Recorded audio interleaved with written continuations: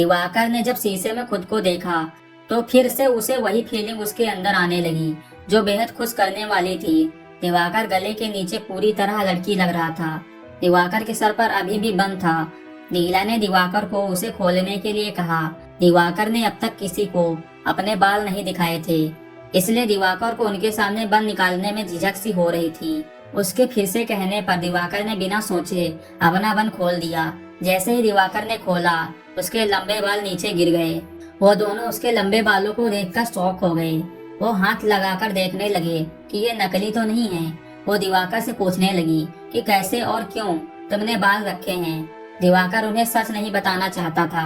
अगर बताता तो वो उसे चिढ़ाते और उसका मजाक उड़ाते, इसलिए दिवाकर ने बहाना बनाया। उसने कहा कि मैंने बचपन में मंदिर में जाकर अपने फ्यूचर और पढ़ाई के लिए एक विश मांगी थी, जिसके बदले मैं कभी अपने बाल नहीं काटूंगा, इसलिए मेरे बाल इतने लंबे हैं। बाहर कॉलेज में मेरा मजाक न उड़ाए, इसलिए मैं ये बन पहनता हूँ। पर असलियत में दिवाकर के बालों की कहानी कुछ अलग थी। दिवाकर ने बचपन से ही अपने बाल कटवाना बंद कर दिया था। दिवाकर को अपने लंबे बाल बहुत पसंद थे, इसलिए स्कूल में टीचर बाल कटवाने को ना कहें, इसलिए दिवाकर माथे पर बन बनाता था और अपने लंबे बालों को उसमें छुपाता था। दिवाकर उनकी अच्छी देखभाल करता था और अभी भी करता है। श्रेया और नीला को दिवाकर की बात पर पूरा विश्वास हो गया। वो दिवाकर को अप्रिशिएट करने लगी, कहने लगी इतने लंबे बाल रखना और उनकी देखभाल करना कोई साधारण काम नहीं है। काश हमारे बाल भी तुम्हारे जैसे होते। मैं तो तुम्हारे लिए विग लाई थी, मुझे क्या पता कि तुम्हारे बाल इससे अच्छे हैं। दिवाकर ने उन्हें डांटते हुए कहा कि अब मेरे बालों को छोड़ो, मेरे मेकअप पर ध्यान दो। अभी 1 घंटा ही बचा है हमारे एक्ट के लिए। ये सुनकर वो तुरंत अपने काम में लग गए। चूंकि नीला मेकअप करने में माहिर थी, इसलिए उसने दिवाकर का मेकअप करना स्टार्ट किया और श्रेया दिवाकर के हाथ और पैर के नाखून को नेल पॉलिश लगाने लगी। जब तक श्रेया ने दिवाकर के सब नाखूनों में नेल पॉलिश लगाई, तब तक नीला ने दिवाकर का मेकअप कर दिया। वैसे भी दिवाकर का फेशियल फीचर्स भी लड़कियों जैसे थे। उसने दिवाकर के आईब्रोज ट्रिम करके उनको साफ कर दिया, आंखों में काजल और आईब्रोज लगा दिया। फाउंडेशन लगाने से दिवाकर का चेहरा पूरा खिल रहा था। उस पर उसने चिकबोन्स को हाईलाइट किया, दिवाकर के होंठों को लाइट पिंक कर दिया। मिरर में दिवाकर ने जब देखा तो खुद को ही निहारने लगा। उसका फेस लड़की जैसे था।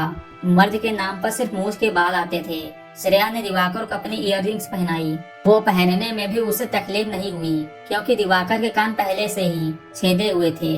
बचपन में किसी ने दिवाकर के कान छिदवाए थे, जो अब तक भरे नहीं थे। अब नीला ने दिवाकर के बालों को सेट किया। उसने उन्हें पीछे ले जाकर एक क्लिप लगाया ताकि वो छूटे नहीं। अब सब हो गया था। दिवाकर, श्रेया और नीला तीनों अब तैयार थे ड्रामा के लिए। श्रेया ने बाहर जाने से पहले दिवाकर को गौर से देखकर चेक किया, कोई चीज छूटी तो नहीं। पूरी तरह से दिवाकर को निहारने के बाद उसने अपने काजल से दिवाकर के कान के पीछे काला टीका लगाया। दिवाकर ने कारण पूछा तो बोली कि तुम्हें नजर न लगे, इतने खूबसूरत जो लग रहे हो तुम। उसकी बात सुनकर दिवाकर के गाल पर मुस्कुराहट आ गई। अब सिर्फ आधा घंटा बचा था उनके एक्ट के लिए।